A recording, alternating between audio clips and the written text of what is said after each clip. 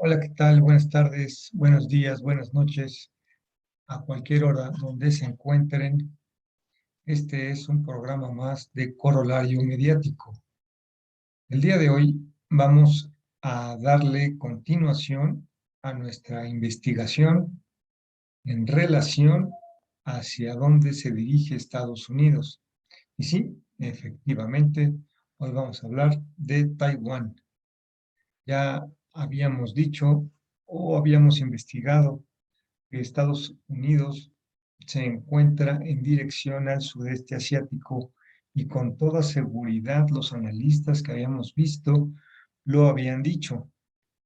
Así que a partir de ahorita vamos a comenzar para darle continuidad a nuestra investigación. Miren, básicamente esta es una lucha, la continuación de una lucha, así lo podría yo resumir a grandes rasgos, la continuación de la lucha del comunismo contra el capitalismo. ¿Sí? Entonces, por ahí va a ir el nombre de lo que es el video. Y otra cosa que quiero hacer mención, yo creo que el video puede ser hasta de dos sesiones, ¿eh? Porque no hay forma de no unir a Taiwán con China, y es que China tiene muy amplia historia. Obviamente no nos vamos a ir a sus 5.000 años, ¿no?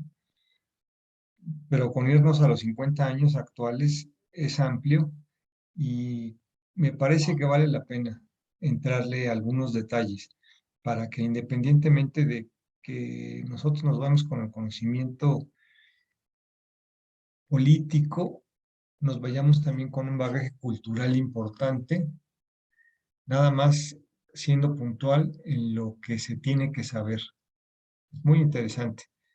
Bueno, entonces, me parece que ya es momento de comenzar y para allá vamos.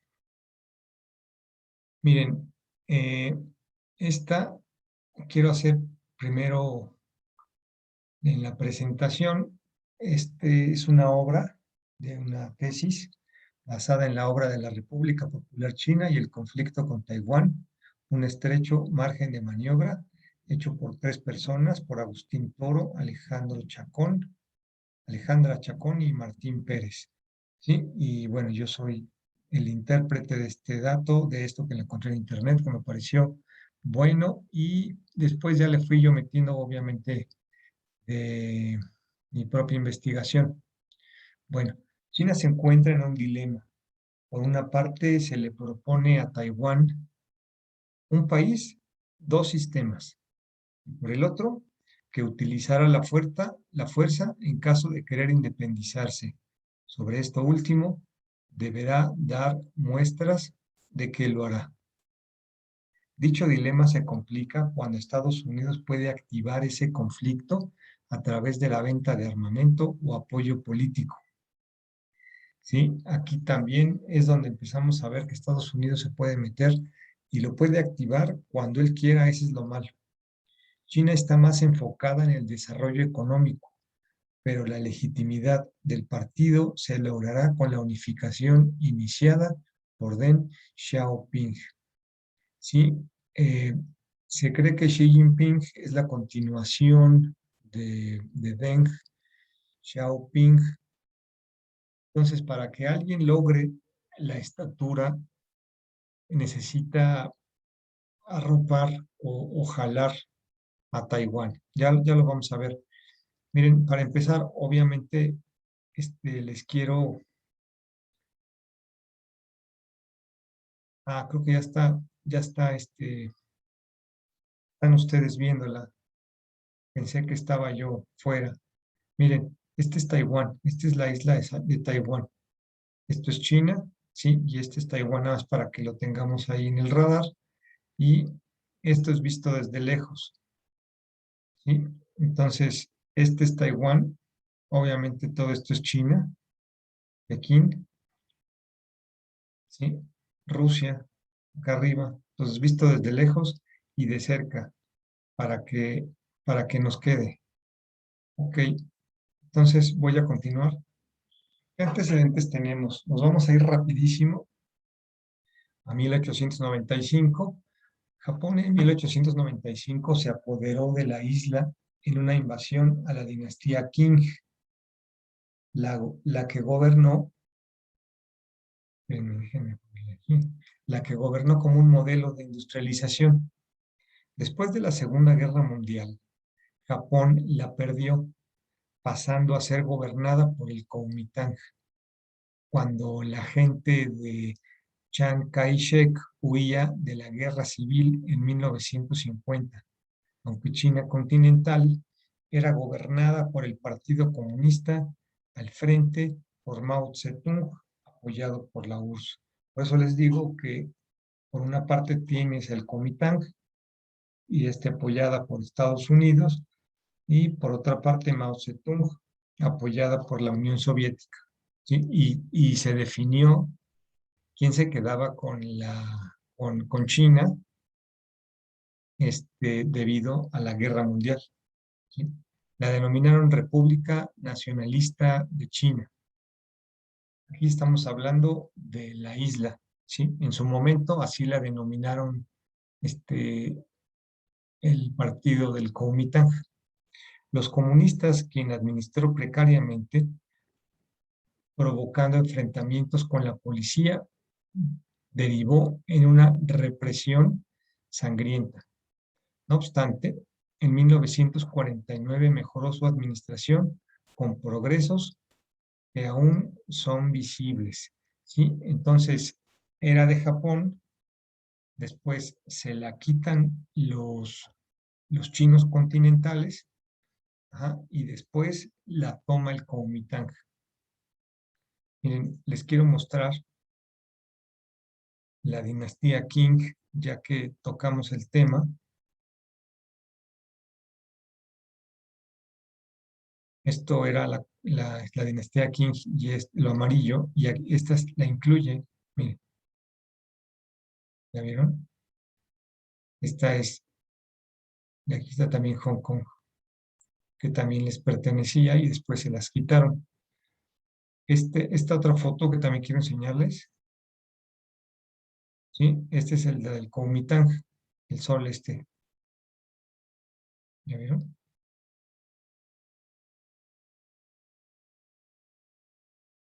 Ok, entonces voy a seguir. Voy a hacer una pequeña pausa.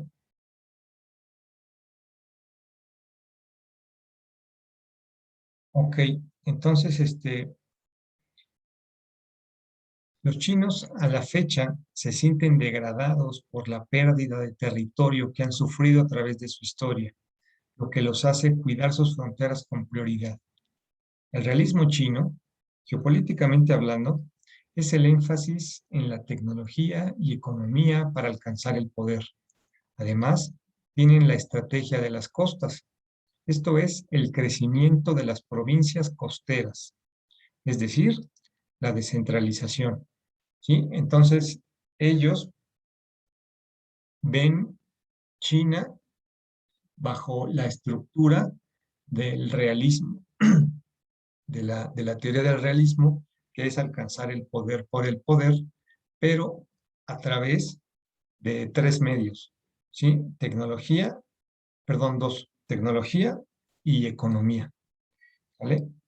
China define a Taiwán como una provincia rebelde dominada por el Kuomintang con apoyo norteamericano desde 1949 y la defenderá como suya a cualquier costo.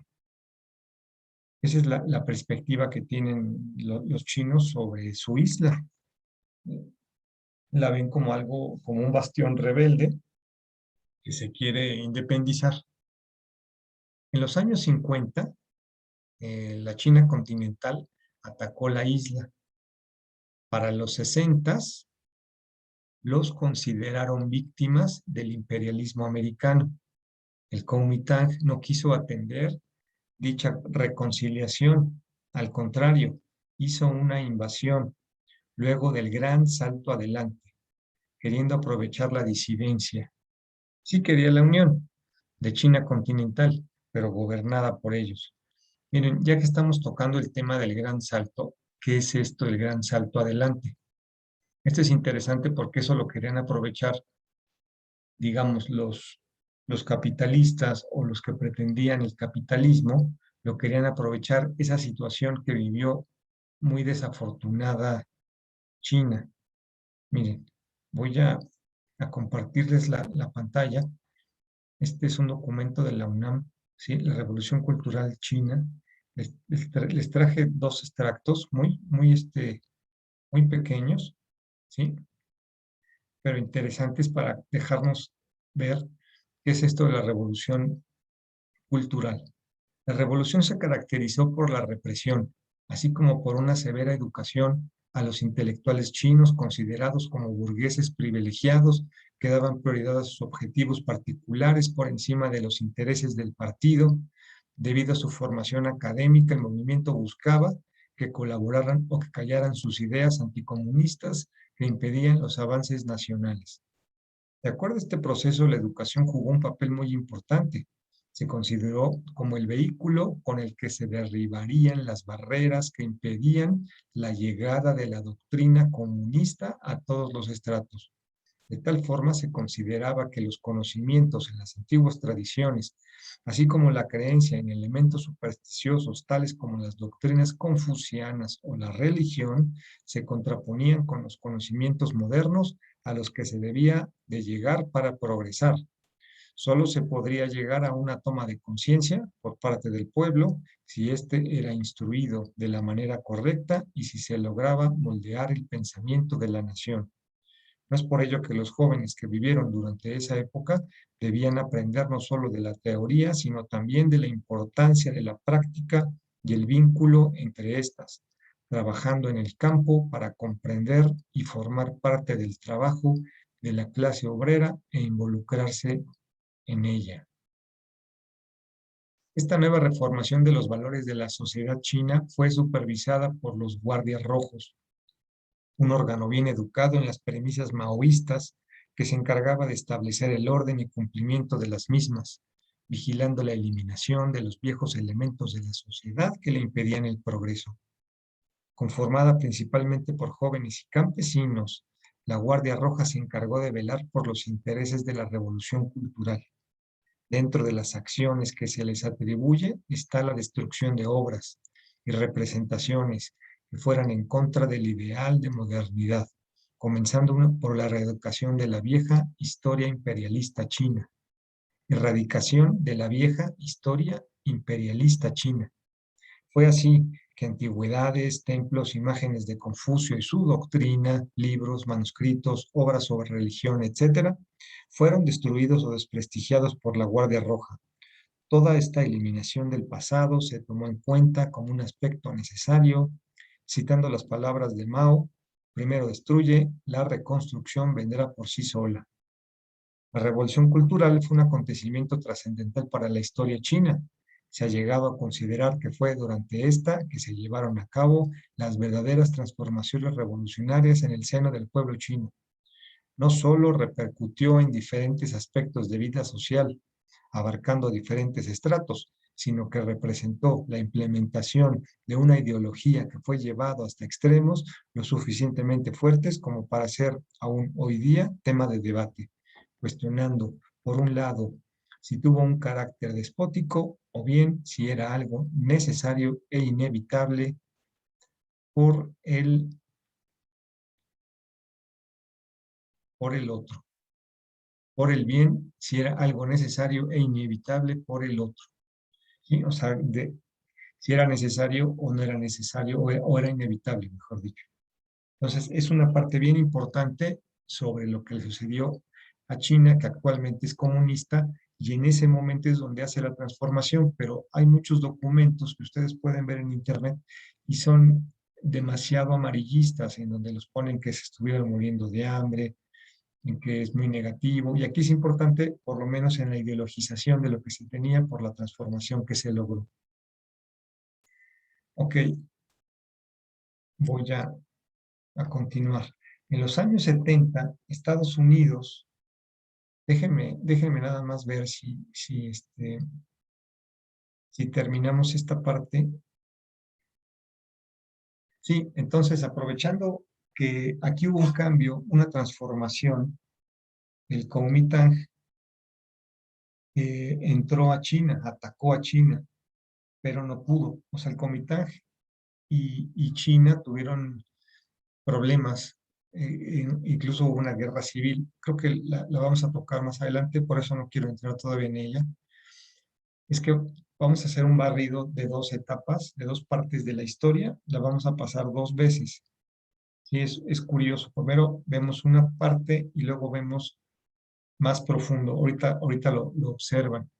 En los 70 Estados Unidos reconoció una sola China, otorgándosela al partido chino, lo cual hizo que Taipei fuera más accesible a las peticiones continentales. O sea, Estados Unidos en la época 70 ya dejó de ser tan hostil o dejar de ver que había dos Chinas, ¿sí? La Taipei, perdón, Taiwán, bueno, Taiwán, Taipei, y la China continental le dijo, ok, China eres tú, ¿sí? China eres una sola, ya no eres dos, ¿sí? Por eso dicen una sola China. Sin embargo, trajo como consecuencia un acuerdo entre Estados Unidos y Taiwán que de respaldo militar y venta de armas. O sea, por una parte Estados Unidos le dijo a China, ok, va a ser una sola China, te reconozco que eres una sola China, pero con Taiwán hizo un tratado de respaldo militar y de venta de armas. Ahí es donde está el problema que se está sufriendo actualmente, ¿sí? Entonces, miren, este es una foto de Mao Zedong o Mao Zedong con Nixon cuando hace el reconocimiento de una sola China y ya estaban muy contentos ellos, ¿no? Los chinos, porque dijeron, pues ya me quité de encima este problema.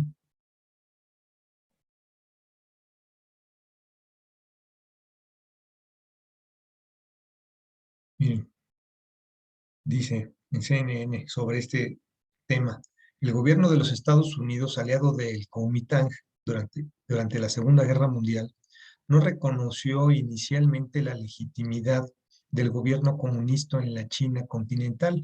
Por el contrario, continuó dando su apoyo político a Taipei. Los países miembros de la ONU, sin embargo, reconocieron en 1971 la legitimidad de la República Popular, incluyendo su asiento permanente en el Consejo de Seguridad que hasta entonces ocupaba Taipei.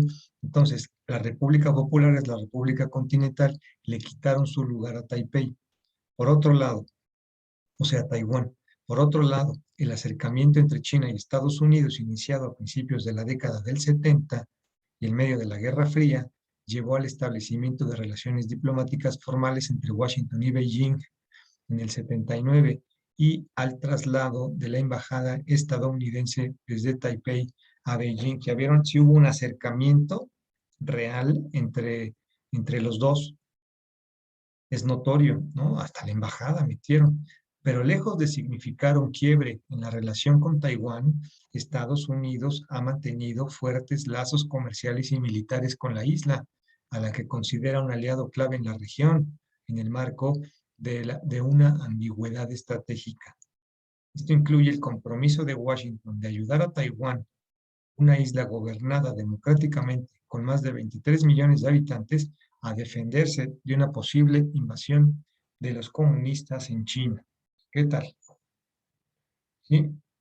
Me pareció importante, a pesar de que sea CNN, y a veces la información la da un poco sesgada a favor de Estados Unidos, pero aquí aclara muy bien la idea de, de que por un lado está ayudando a China continental, pero otro le está diciendo a Taiwán, a ti te voy a apoyar militarmente, ¿sí? Ok. Entonces, interesante, ¿no? Beijing decide en 1979 ofrecerle a Taiwán un país dos sistemas e intercambios de comercio, técnicas y cultura, con el objetivo de aislarla internacionalmente. Sin embargo, fue en vano. A todo dijeron, a las tres ofertas, no. Así le llamaron ellos. Tres ofertas, no. Por eso les hice énfasis en las tres. ¿Sí? Entonces, con todo y que quería reconciliar China continental, no pudo, a todo le decían que no. A finales de los años 80, el nuevo presidente taiwanés, Lee Teng-hui, permitió la salida a sus nacionales a la continental si tenían familiares en Hong Kong. Además, eliminó los tres no. Entonces, él también empezó a hacer ahí como acercamientos. Digamos que entre Taiwán y China sí existía una manera de decir, bueno, a ver, un coqueteo, ¿no? Se podría decir. En los años 90 hubo un agravamiento militar en el estrecho de Taiwán, aunque no se rompieron relaciones, ¿sí? Entonces, como siempre, pues estaban ambivalentes entre las dos, de ver qué pasaba alrededor. Miren, este es nada más rápido un mapa de, de la ubicación. No sé si ya la vimos, pero aquí está Taiwán, aquí está China, aquí está Hong Kong. Entonces, si tenían relación con Hong Kong, ¿sí? Podían entrar a China, la gente de Taiwán. O sea, condicionaba su entrada. Esta es la que le pertenecía al Reino Unido y se la acaba de entregar hace poco. En algún momento quizá también nos toque hablar de ella dentro de nuestras respectivas investigaciones. En esa misma época, Taiwán instó a China el reconocimiento político de entidad distinta a la suya bajo un país, dos gobiernos, y deshacerse la idea de unificación. Además, buscaron tener un sistema democrático, como el Estados Unidos, a través del denominado Libro Blanco. O sea, el nombre de lo que ellos propusieron, de que querían tener, que fuera un país, pero que fueran gobernados, digamos, ellos aparte, le llamaron Libro Blanco, pero no fue aceptado. Solo la aceptó como un hecho histórico y político. ¿Sí? Existe tu Libro Blanco, pero no te voy a aceptar tu división política, económica, nada de eso, quedando solo en un acuerdo en que solicitaban detener las hostilidades por un lado y por el otro el posible uso de la fuerza, ¿sí? Porque siempre ha estado amagando China con hacer uso de la fuerza para que dejen de estar pensando en su divisionismo, ¿no? Lee Teng-hui en el 95 visitó Estados Unidos, provocando el lanzamiento de misiles por parte de la República Popular China y nueva tensión en el estrecho de Taiwán. En el fin de siglo pasado hubo nuevamente disgustos, pues Taiwán con su nuevo presidente buscaba su independencia. La respuesta fue un libro blanco de la China continental, ahora fue al revés, desconociendo todo intento de separación y ofreciendo una unión bajo la forma alemana. Asimismo, incluía la amenaza del uso de la fuerza en caso de ocupación por país extranjero, indirecta que le lanzó a Estados Unidos. Hubo un candidato que ganó las elecciones en la República China que pretendía liberar a Taiwán, pero al llegar al poder reculó diciendo que no tenía fuerza en el Congreso para llevar a cabo los cambios. Fíjense, les quiero mostrar la foto de este señor Lee Teng-hui, que es obviamente querido por Estados Unidos, ¿sí? Gobernó Taiwán. Swiss Info dice, nada más vean cómo es el relato, cómo el relato occidental es distinto, ¿no? Aquí le van a poner como alerta. El expresidente taiwanés Lee Teng-hui, considerado en los años 90 como la bestia negra de Pekín, Falleció el jueves a los 97 años, dejando como legado la transición democrática en la isla que la distingue del régimen autoritario que persiste en la China continental. Separatista, generador de problemas, pecador contra la nación china. Los dirigentes de Pekín no se mordían la lengua cuando se refieren al dirigente taiwanés, considerado en Occidente como el padre de la transición democrática en Taiwán. Ya veíamos, ¿no?, que Estados Unidos lo que pretendía era hacer países como él, ¿no? Al estilo demócratas. Esa era su lucha en la época de contención. A la fecha todavía lo pretende hacer. Li Tenghui murió a causa de un choque séptico y de la insuficiencia de varios órganos a pesar de los esfuerzos del equipo médico para reanimarle, declaró a la prensa el vicepresidente del Hospital General de los Veteranos. Hasta ahí nada más. Miren, este es el estrecho de Taiwán, ya que se los mencioné, ¿sí? Este es el estrecho de Taiwán,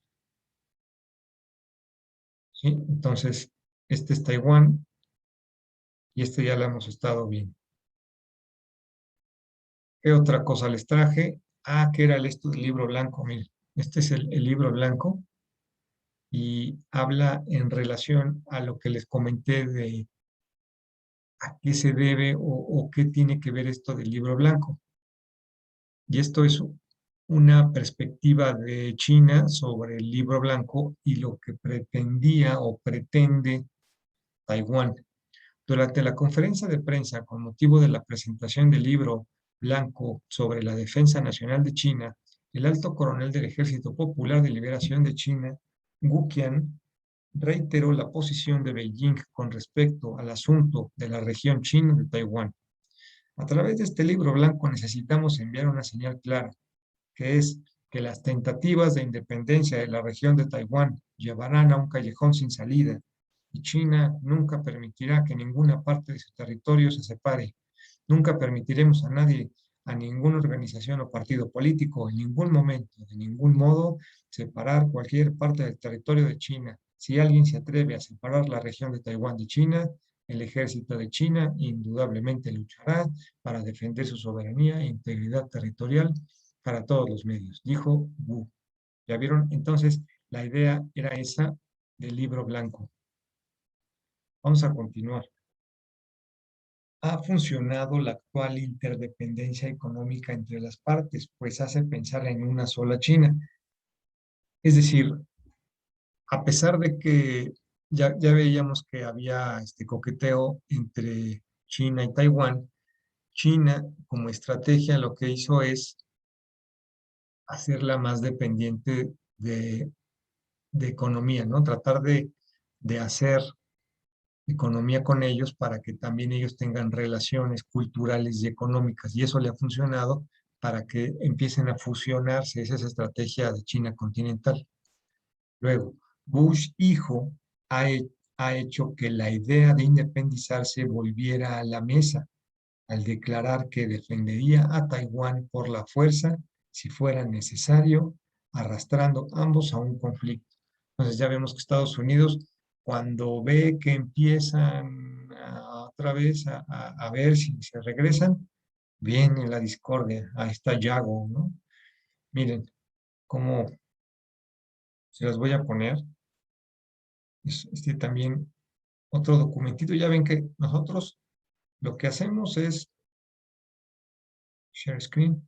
Lo que hacemos es darle rigor a todo lo que les decimos, ¿no? Para que no vean que todos los youtubers son mentirosos. Todos, aquí también, aquí le ponemos rigor a lo que hacemos.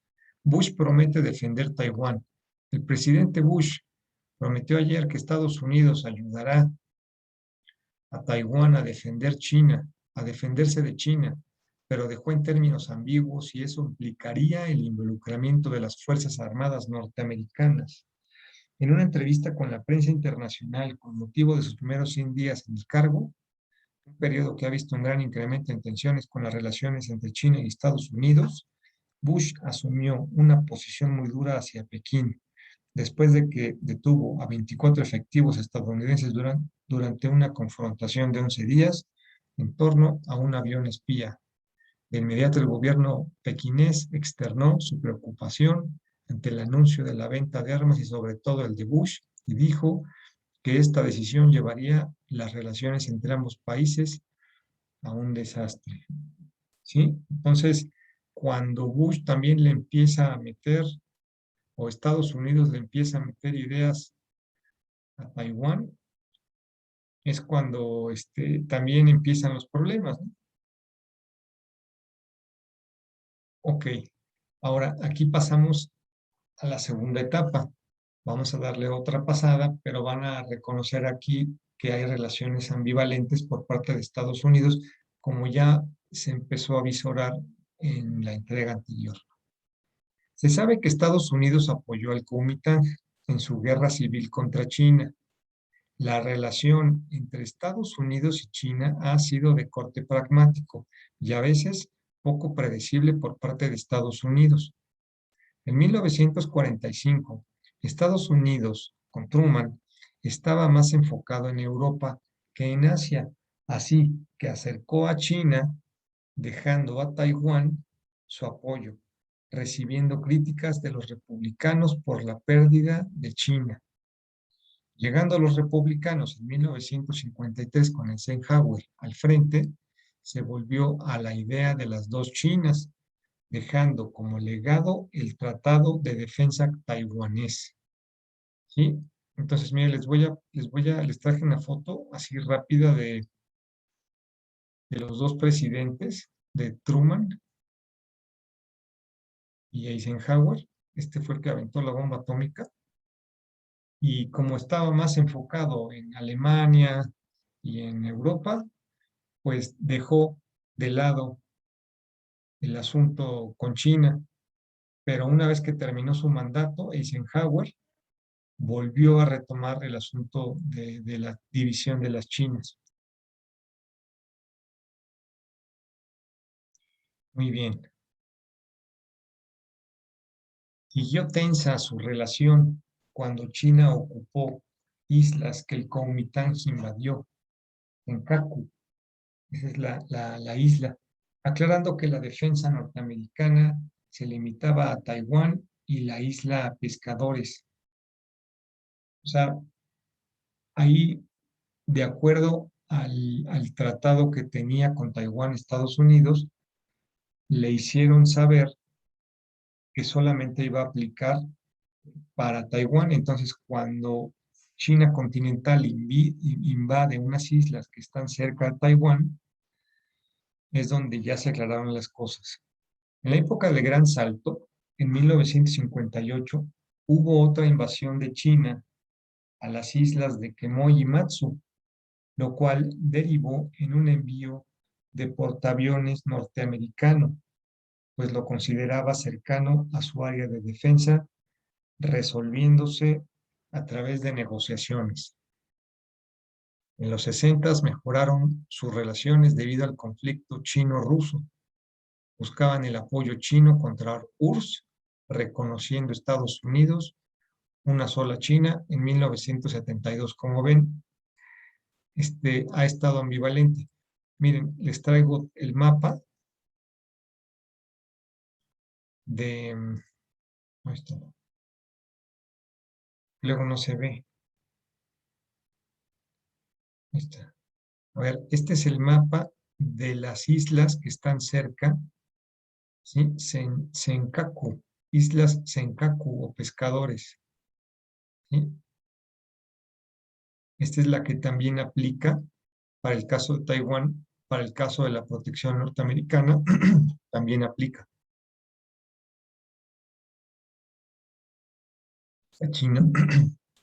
Y este es Taiwán, Taipei,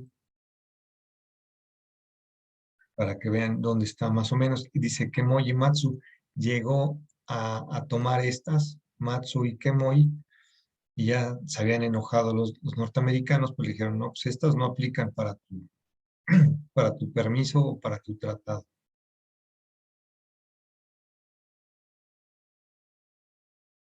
Se hizo conjuntamente el Comunicado de Shanghái en 1972, que establecía relaciones más formales y terminaba con el Tratado de Defensa hacia Taiwán, acelerándose con la llegada de Deng Xiaoping en el 79 en el lado continental. Sin embargo, el tratado con Taiwán aplicaba en momentos de seguridad hacia esta, además de asistencia económica, política y cultural. A ver, aquí nace el Comunicado de Shanghái, en donde la China continental a Estados Unidos le dice, bueno, vamos a establecer, ¿sí? Este, que tu legado o que tu apoyo hacia Taiwán se termine, ¿sí? Entonces, en el 79, Deng Xiaoping lo aceleró, ¿ok? Pero entonces lo que hicieron los norteamericanos es, ok, les dijeron que sí a los chinos y por otra parte le dijeron a los taiwaneses, lo vamos a cambiar y solamente va a aplicar el tratado que tengo en seguridad y en asistencia económica, política y cultural.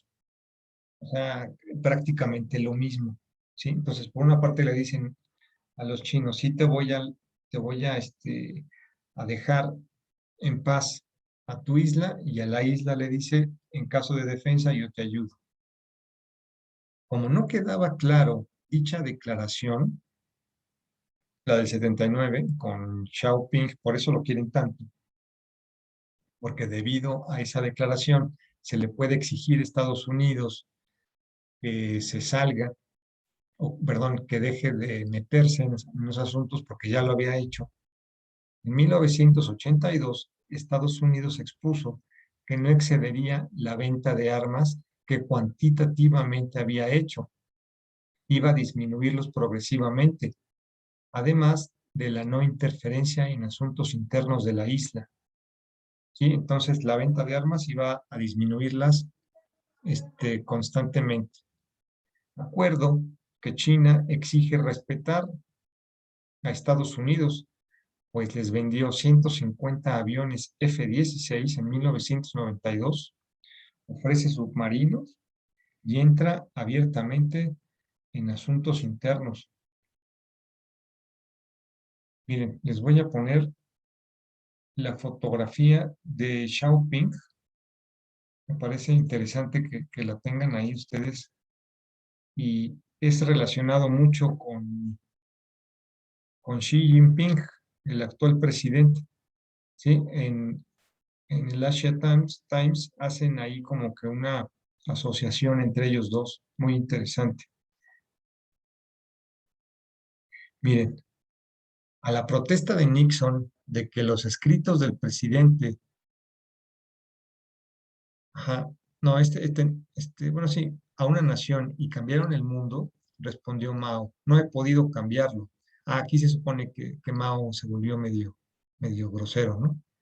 Deng, que es este señor, vio la disfunción en los regímenes de Joseph Stalin y Mao y concluyó que el culto a la personalidad era el culpable.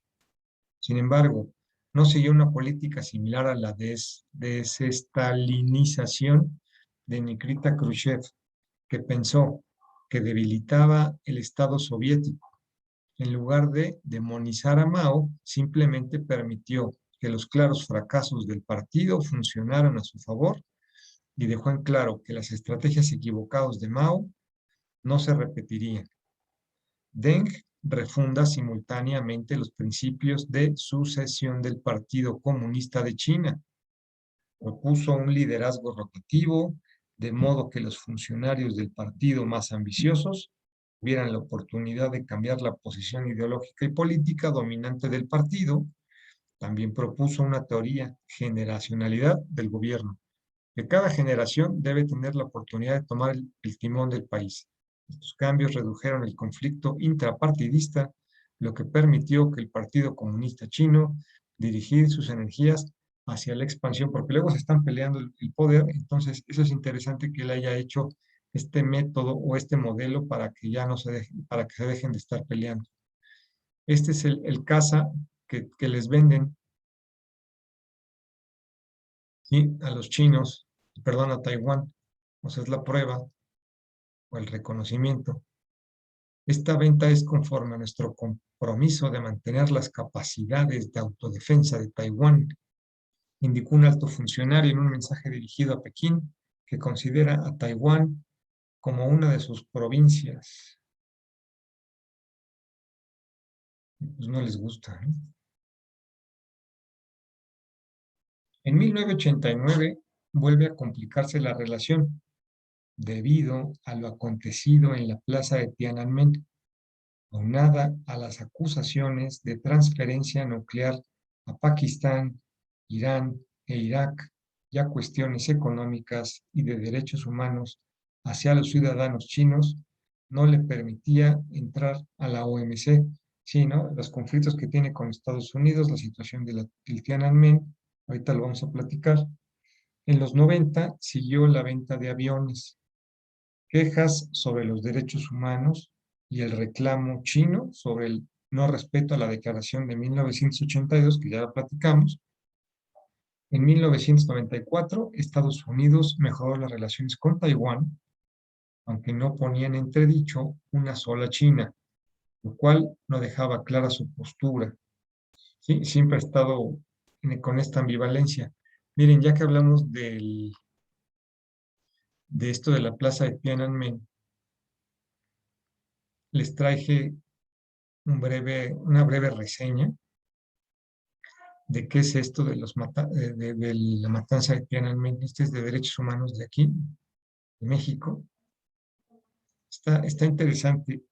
Miren, para los que no la conozcan, pues les va a servir. La noche del 3 al 4 de junio de 1989, el ejército chino recibió la orden de dispersar en Pekín las protestas estudiantiles de casi 7 semanas, parecido al 68, ¿no? A este hecho se le conoce como la matanza de estudiantes en la plaza de Tiananmen.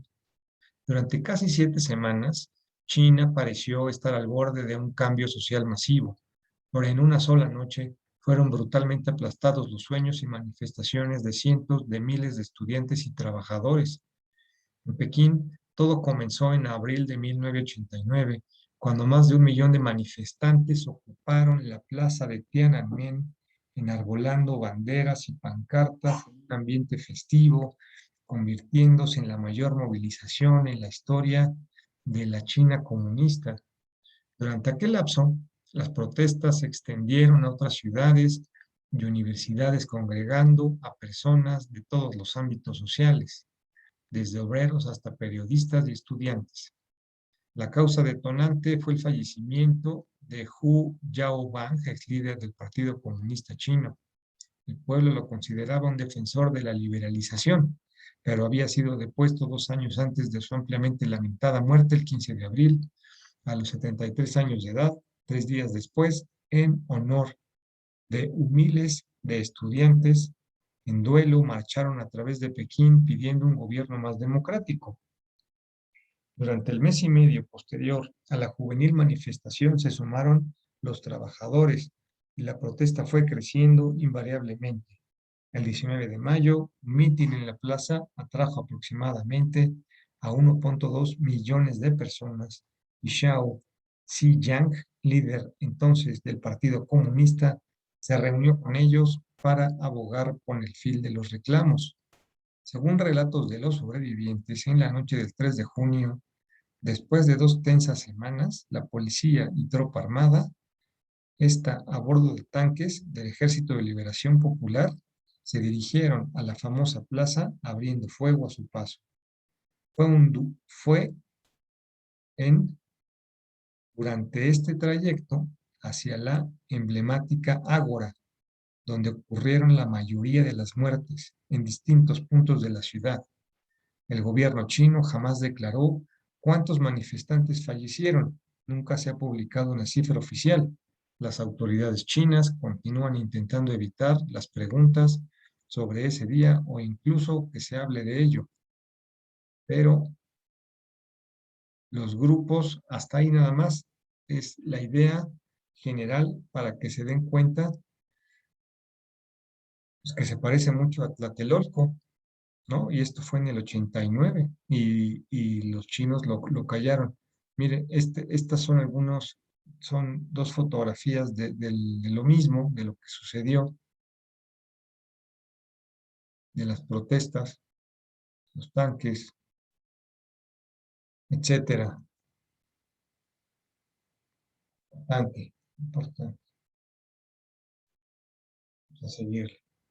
Tras la visita del presidente taiwanés a una universidad americana, ya veíamos, del que gobernaba la isla, China se salió de las conversaciones sobre el control de armamento y proliferación nuclear, seguido de ejercicios militares en el estrecho de Taiwán, ya vimos cuáles, en el 95 y 96, y disparos de misiles cerca de la isla, buscando aclarar el asunto de su independencia. O sea, ya el hecho de que haber viajado el presidente ir allá, lo veía muy mal Continental y empezaba a hacer ejercicios militares aventando este, juguetones, ¿no?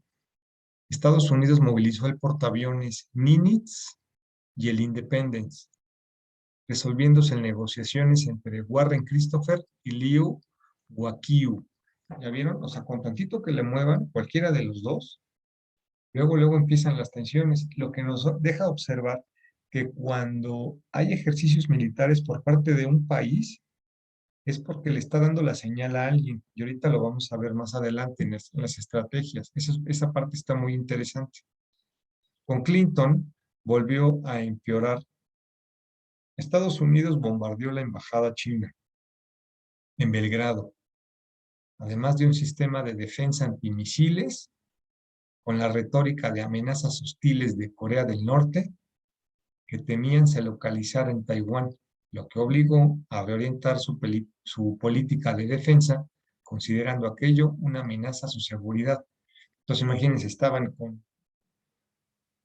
con Clinton y de repente bombardean la embajada en Belgrado, ¿sí? Y además ponen misiles que porque iban a atacar, que porque veían peligroso a Corea del Norte.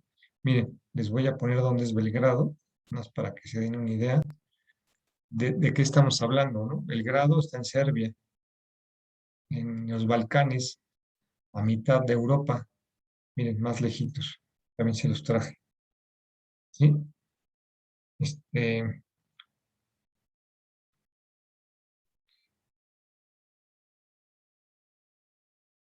está por aquí, Serbia, ¿sí? Y pues este es el oriente, ¿no? Ok, y esta es la zona en Corea del Norte, a cómo está de lejos de Taiwán, y ellos ponen bases militares diciendo que porque que temen por Corea del Norte, para que vean lo ridículo, ¿no? Que parece ser el argumento que pues no se la creen. Con Bush hijo, presidente hasta 2009, hubo un problema que agravó la relación, pues un avión americano espía chocó contra un avión chino, muriendo el piloto, además de sus declaraciones a favor de defender a Taiwán en caso de un ataque chino, lo cual sigue enrareciendo la conducta norteamericana que puede ser cambiada por su inexperiencia en el ámbito internacional debido a su cambio de administración.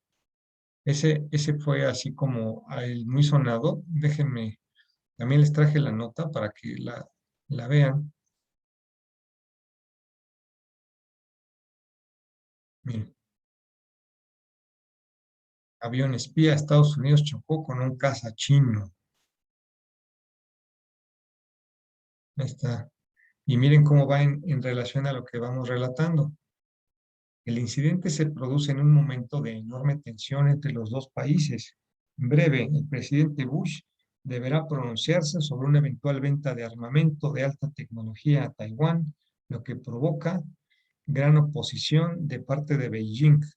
China, que reivindica la isla rebelde de Taiwán, teme que la liberación comercial de cuatro contrapoderosos estadounidenses equipados con sistemas ultramodernos de radar Aegis creciente la defensa antimisiles de Taiwán y refuercen los vínculos militares entre Washington y Taipei. ¿Sí?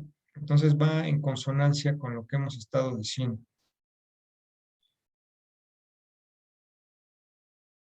Bueno, vamos a la última etapa, a la última parte, que ya es en relación a cuál es la estrategia china. Esta parte es interesante. Dice, China no tiene conflictos con sus vecinos, excepto el asunto de Taiwán con Estados Unidos y las islas Spratleys o Nansha en el mar del sur de China. Son como que los dos conflictos que tiene China. Se han puesto a la tarea de dos estrategias. Aumentar su capacidad nuclear en caso de una guerra asimétrica con alguna potencia y mejorar el poder de fuego de tierra y mar en caso de conflicto convencional.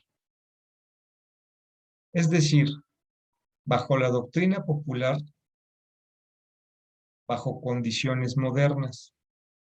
Guerra local en la periferia con tendencia a no ser nuclear, alta tecnología, pocas tropas y alta movilidad o sorpresa y resolución. ¿Sí? O sea que en caso de un conflicto bélico, ellos ya están viendo cómo van a atacar. ¿Sí? Entonces, por una parte, es mejorar su capacidad nuclear, por si tienen que enfrentarse, digamos, nuclear contra nuclear, o mejorar su poder de fuego en tierra y en mar. ¿Sí? Miren, esto de las Spratly Islands, estas están acá.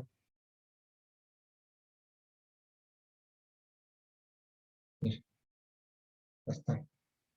Estamos nosotros platicando. ¿Sí? Entonces hay que ir muy al sur, hasta Malasia.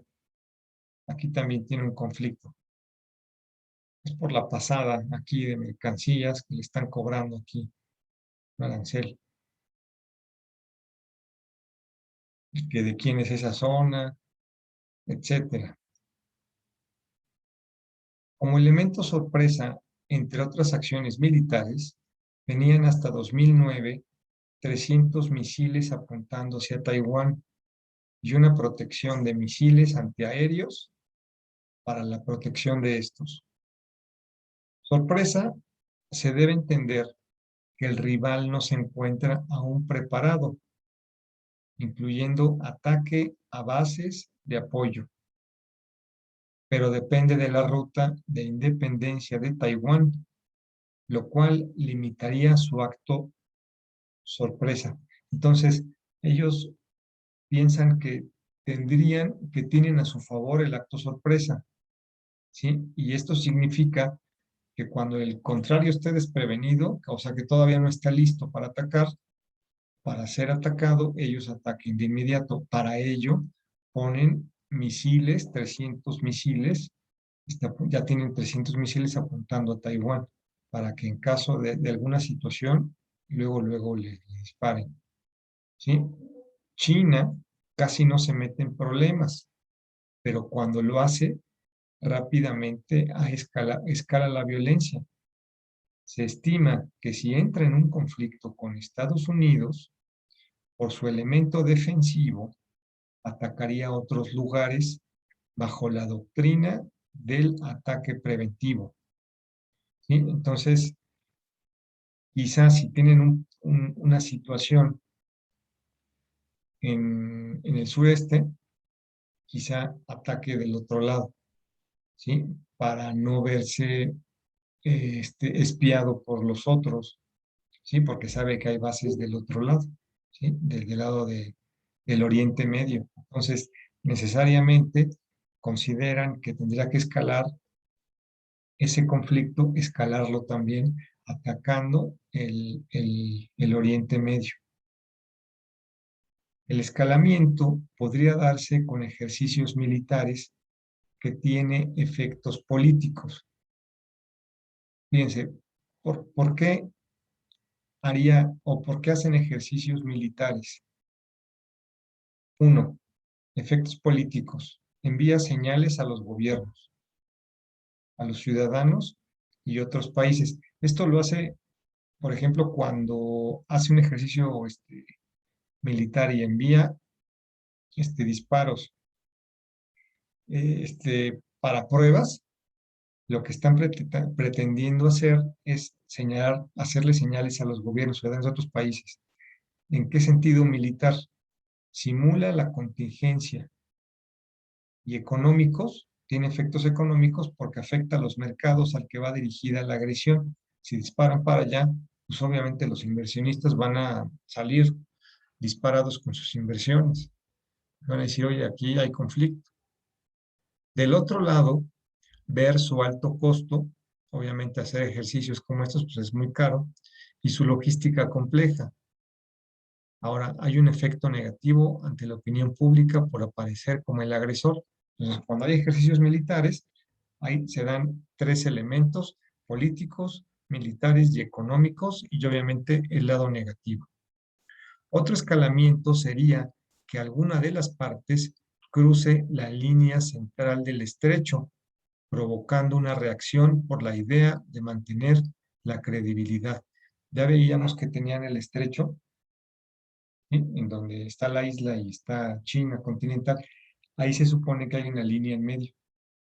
Entonces, nadie la puede pasar, pero si alguien de las dos pasa, o por error, para efectos de demostrar que, que te vas a hacer valer, puede haber ahí un escalamiento de violencia. Otra razón de escalamiento sería el bloqueo de la isla con barcos chinos, no permitiendo el acceso de mercancías ni energéticos de ninguna índole. Incluso los misiles que se han probado han caído cerca de los puertos donde reciben el petróleo, en Kaohsiung y Keelung. El primero, de los que le comenté, o sea, Kaohsiung, es el tercer container más utilizado en el mundo. Su lado negativo es que esto precipitaría un encuentro bélico directo con Estados Unidos al estar escoltando a los buques que irían a Taiwán, ¿sí? Entonces, ya no está permitido en la guerra también, porque también piensan, bueno, pues China lo que haría sería hacer como un círculo y que no le entre nada y los mata de hambre, ¿no? Que esa era una de las ideas, ¿no?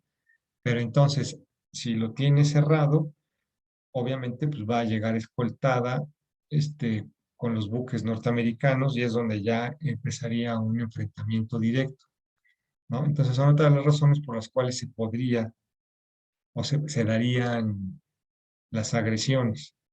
Habría un ataque aéreo a gran escala, pues para una invasión anfibia es necesario el dominio del espacio aéreo, en el cual caben 150 aviones por lado. Entonces tenemos aquí el estrecho, pero para que alguien pueda penetrar allá, al otro lado, necesariamente tienen que limpiarse con aviones. Entonces, primero había choques entre aviones aventándose, ¿no? Disparándose, de los cuales caben 300 aviones, 150 y 150 de lado por el lugar de la isla. Entonces, primero harían un ataque aéreo para que el que gane y tenga ya, digamos, el poder del aire, ya pueda pasar con barcos, ¿no? Buques. Los misiles, China cuenta con una mejor cualidad, pues sí alcanzaría. Taiwán no alcanzaría a los lugares sensibles. En Wuhu, donde están los aviones Su-27. ¿Sí? Entonces, se supone que de estos misiles que tiene apuntando China, Eso sí llegarían a dar en donde están su petróleo. Y además, Taiwán depende del petróleo, no hace petróleo, no tiene petróleo, pues, no hace gasolina, no tiene petróleo, depende, lo tienen que traer. Y además, él sí llega, incluso cuando hacen ejercicios, dicen que pasa cerca porque sí llega. Y para que Taiwán le dé en lugares, digamos, difíciles o que le duela a la China continental, no llegan. Miren, les voy a conseguir el mapita. Denme un segundo. Ya la tengo, miren. El mapa, ¿dónde está Wuhu? No, no, está. ¿Sí? El lugar en donde se supone que hay aviones. Pues tendría que llegar un misil hasta acá, mismo que Taiwán no tiene la capacidad de enviar, pero China desde aquí sí puede disparar aquí a donde le llegan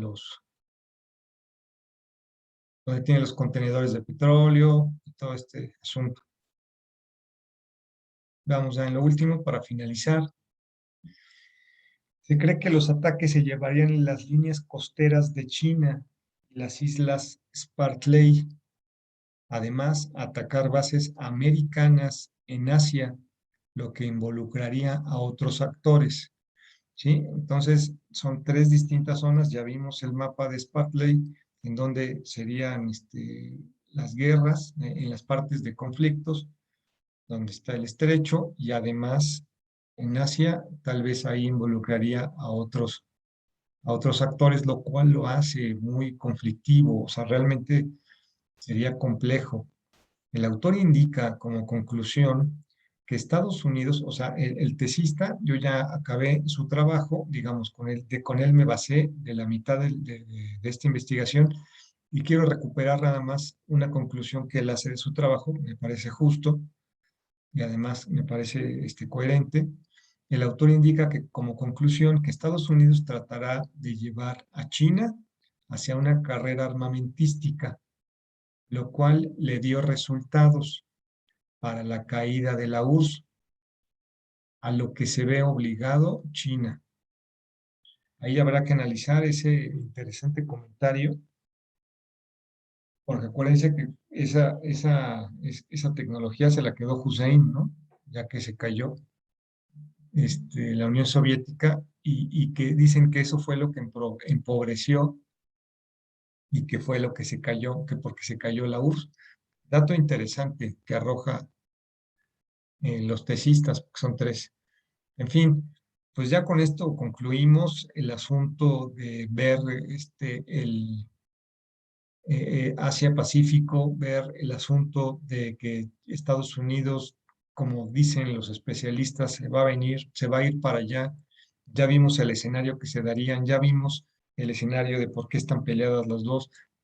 Me parece que es largo este video, pero creo que amplía las miras hacia lo que puede suceder y poco a poco, tanto ustedes como yo, vamos creciendo en nuestra mentalidad, vamos dándole mayor criterio al momento de inducir conclusiones de lo que está pasando en nuestro contexto. Sin más, pues nada más me quiero despedir. Muchas gracias por el día de hoy. Creo que fue un poco largo, pero vale la pena. No lo quería cortar en dos de una vez, de golpe. Véanlo ustedes en cachitos, adelántenle o regrésenle de vez en cuando. Sé que ya tienen su estrategia, pero no se pierdan lo que seguimos haciendo porque este es un desarrollo de los dos, de los tres, de los que estamos aquí. En fin, me despido. No olviden echarle ahí, ponerle la manita de like para que YouTube también empiece a buscar otras personas que les esté gustando este contenido y entre más likes tenga, en caso que les guste, por supuesto, pues le da confianza a los demás de que es contenido bueno. En fin, que tengan bonito día, bonita tarde o bonita noche. Con ustedes fue Crisol Mediático.